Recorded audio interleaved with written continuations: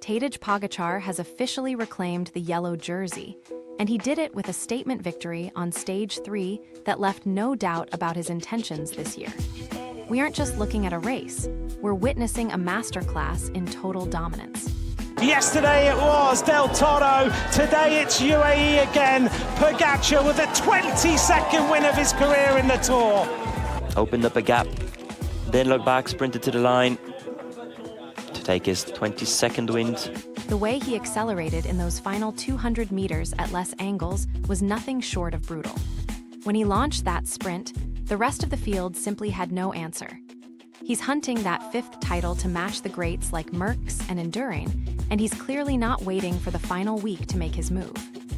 One interesting comment from the community noted, Pogačar isn't racing the peloton anymore, he's racing the history books. It really highlights that shift in mentality. He's not looking at his rivals, he's looking at the records. But behind the glory, the conditions are becoming a logistical nightmare. We're talking 36°C to 40°C heat. Pogačar himself admitted that keeping the body temperature down is now the most critical part of the team's race strategy. It's a survival game where the support car is now your most important teammate. Riders are constantly shuttling back for ice vests and water just to survive the valleys before the climbs even begin. Cautious right at kilometer 0, but then there were a few tentative attacks in that very way you get in a third week where no one believes the first one's going to go, which is actually the opposite to what happens in the first week normally. Everyone expects that. Pogačar mentioned that 5 years ago, the approach to heat was totally different. Now, it's about constant cooling techniques. He even warned that racing in these temperatures is dangerous if you aren't prepared with the modern, science-backed protocols the UAE team is using. This raises the question, is UAE burning out by controlling the race so aggressively this early? Some pundits think they're playing with fire, but their display with Isaac Del Toro in the final kilometers shows their sheer force of will is currently unmatched. And the final climb might be rated at 1.7 kilometers, but it really starts to begin with about 15 kilometers to go. Soft side, but that means that it's a fast mountain climbing stage today. So you got to be careful, especially if you have multiple numbers from UAE. The synergy between Del Toro and Pogačar is a game changer. Del Toro essentially emptied the tank to provide that perfect lead-out, proving that UAE isn't just relying on Tadej's legs, they're executing a team masterclass. And while they fight for seconds, there's the backdrop of climate-related chaos, with wildfires forcing evacuations and changing the atmosphere of the race entirely.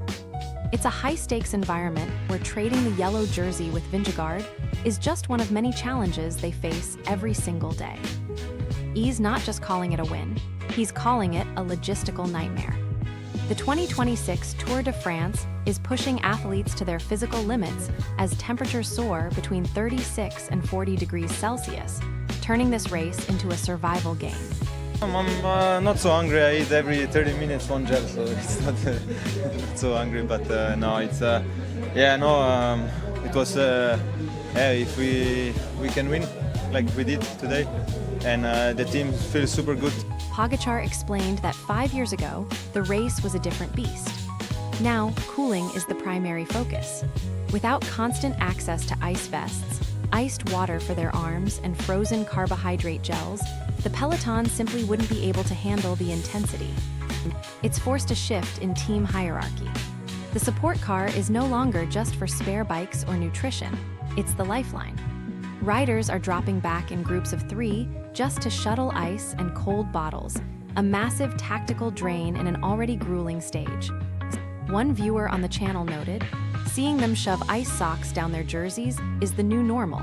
It's honestly terrifying how hot these guys are getting. It's a sobering look at how climate conditions are dictating the tactics of the race.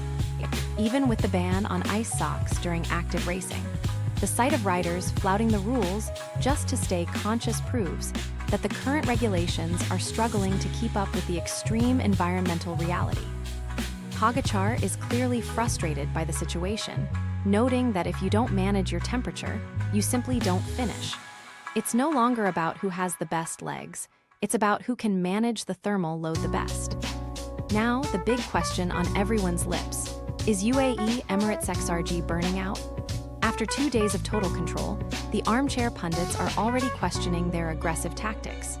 Hey everybody, welcome back to the Move Plus. I'm Spencer Martin. I'm here with Johan Bernal. We're breaking down stage 3 of the Tour de France, won by Tadej Pogačar ahead of Jonas Vingegaard with Richard Carapaz surprise third place. He looked good. Critics argue that burning the entire squad to chase down breakaways this early in a 3-week race is a massive gamble. Are they giving Jonas Vingegaard a free ride to the podium? But let's look at the reality. Tadej isn't just winning, he's intimidating. By keeping the leash tight, UAE dictates the pace, forcing Visma bike to react rather than initiate. The masterclass happened in the final kilometers. Isaac Del Toro was nothing short of a revelation, committing over 100% to that final climb to set up the Slovenian. Poor break though. They worked real hard to get away and then they got reeled in by UAE, and Pogačar wins the stage. What is your takeaway of this stage? Well, Spencer, yeah, I mean, yesterday we talked. Del Toro didn't just pull, he shattered the peloton's rhythm. When the Mexican pulled aside, he left Vingegaard scrambling to close a gap that was already too big. Some fans in the comments are loving the chaos. One user noted, Del Toro is riding like he's got a motor in his legs, while another pointed out that UAE is treating the tour like a one-day classic, and it's absolutely terrifying. Is it sustainable? Probably not. But Pogačar isn't looking for a sustainable race. He's looking for a total breakdown of his rival's morale. Every time Del Toro or Adam Yates puts the hammer down, they aren't just gaining seconds. They are draining the reserves of every other contender in the bunch.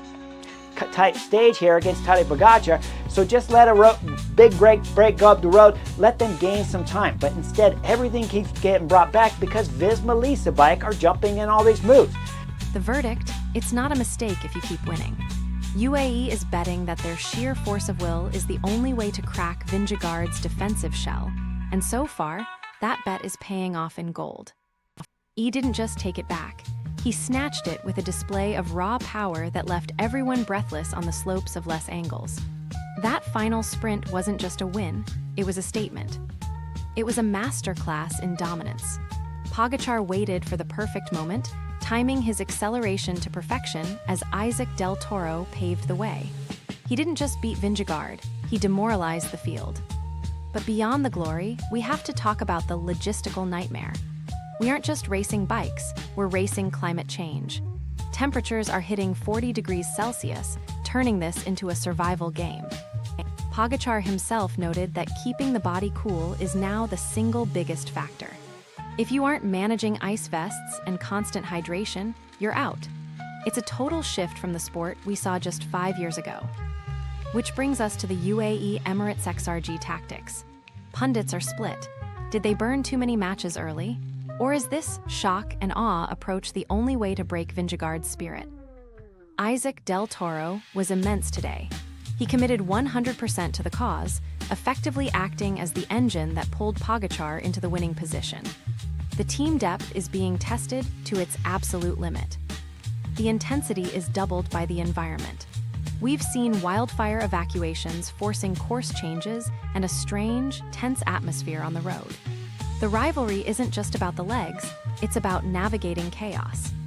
One user in our comment section joked, "At this rate, they'll need to add a firefighting jersey for whoever survives the stage." It's dark humor, but it captures the mood of this year's tour perfectly. It's not just the old guard, either. Young talents like Paul Seixas are making waves, and even veterans like Felix Grosschartner are admitting that these newcomers aren't here to just watch the veterans. The days of racing into form are officially dead. Pogačar is clear on this. You show up at 100% or you don't show up at all. It's a robot-like existence: eat, recover, push, repeat. The level of professionalism in the peloton is scary. Every watt, every gram of food, and every milliliter of water is calculated. Pogačar isn't just winning races, he's setting a new standard for what it means to be a modern cyclist. E didn't just take it back. He did it with a brutal show of force on the climb to Les Angles. It was a masterclass that signals he is here to absolutely crush the record books this year. Up the tempo now, really starts to stamp, puts the torque on the pedals. Pogačar on his wheel. Vingegaard gets ready to strike, 350 meters. But behind the dominance, there's a survival story unfolding. Pogačar is calling this tour a logistical nightmare. With temperatures spiking between 36 and 40 degrees Celsius, this is no longer just about legs. It's about ice vests, cooling strategies, and keeping the body from overheating in a dangerous climate. It's become a team-wide operation. Pogačar mentioned that his support riders are constantly shuttling ice and water back and forth, essentially turning the support car into the most vital member of the squad to prevent a total physical collapse. This leads us to the big question. Is UAE Emirates XRG burning out too fast? Pundits are debating whether they've spent too much early, but looking at their tactics with Isaac Del Toro, it seems they are prioritizing total dominance over conservation. Del Toro was an absolute animal in the final kilometers. His commitment allowed Pogačar to sit tight and launch his winning move. One user in the comments section hilariously pointed out, "Yellow where it belongs," while others are already debating if Visma has any tactical response left. The intensity is ratcheted up by the landscape itself. We're seeing wildfire evacuations near the route, adding a layer of chaos and danger that forces the peloton to adapt in real time. It's essentially a race against the elements as much as it is against Vingegaard. The big days will still be, they are still ahead of us, and we need to be concentrated in the next 2 stages, and then is already Tourmalet. And beyond the big names, we have to talk about the new guard.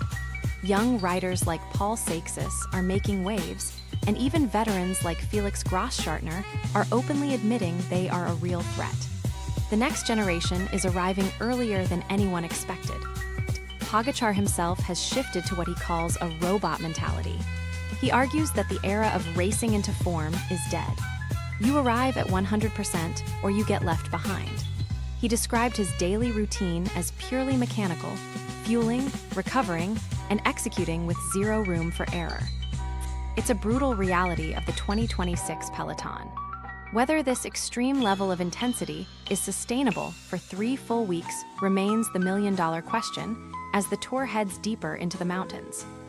The 2026 tour is turning into a youth movement, and it's not just the established names feeling the heat. Young guns like Paul Seixas are making their presence felt early. Even Pogačar's own teammate, Felix Grosschartner, has publicly admitted that Seixas is a genuine threat on the road. It's a bold statement for a veteran to make this early on. We're seeing these prodigies not just riding in the wheels, but dictating the pace in the mountains, putting the old guard in a position they aren't used to, playing catch-up. Is the traditional hierarchy of the peloton finally crumbling? When you see riders like Seixas sticking with the elite group on a mountain finish, you realize the future is arriving faster than expected. Some fans in the comments have pointed out that this might be the most aggressive start to a tour we've seen in a decade, noting that the kids aren't scared of the yellow jersey anymore. Grosschartner's concern is a sign of the tactical shift. It's not just about raw power, it's about managing these new, unpredictable talents who don't seem to care about the unwritten rules of the peloton. He's not just winning, he's changing the philosophy of professional cycling. We're moving into a new era where the concept of racing into form during the first week of the tour is officially dead. Pogačar himself made this abundantly clear in his post-stage comments. He noted that 20 years ago, you could afford to build your fitness gradually, peaking in the final week. That's a luxury the 2026 peloton simply doesn't have. I don't know. I want to go on the rollers now. You capture the yellow jersey. That's the other good news of the day. Of course. The intensity is just too high. You have to arrive at the start line in Barcelona at 100% capacity. If you aren't at your absolute peak from kilometer 0, you're effectively racing for survival, not the podium. Pogačar described this reality with a term that's sending shivers through the rest of the pack. He said you have to eat like a robot. It's about total discipline, constant recovery, and treating your body as a machine that cannot afford a single inefficiency. One fan in the comments section put it perfectly, saying, Pogačar isn't just racing bikes anymore, he's optimizing a math equation while riding at 40 kilometers per hour. It highlights that the mental toll is just as heavy as the physical one. It's a brutal reality. There is no flow state where you just hope your legs show up. Every calorie, every watt, and every hour of sleep is accounted for. Pogačar is clearly the gold standard for this hyper-prepared approach. He admits that he has good days and bad days, but even his bad days are good enough to stay in contention.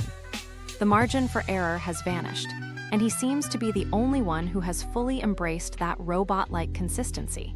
De Arnaud Delis. Malheureusement, le taureau belge a dû abandonner. Baptiste a terminé, lui, dans les délais. On espère qu'il sera dans les délais pour se connecter avec nous dans Bistro Vélo. Avant cela, on va évidemment reparler de ce début de Tour de France. The question now is sustainability. Can he maintain this robot mentality for 3 weeks without burnout?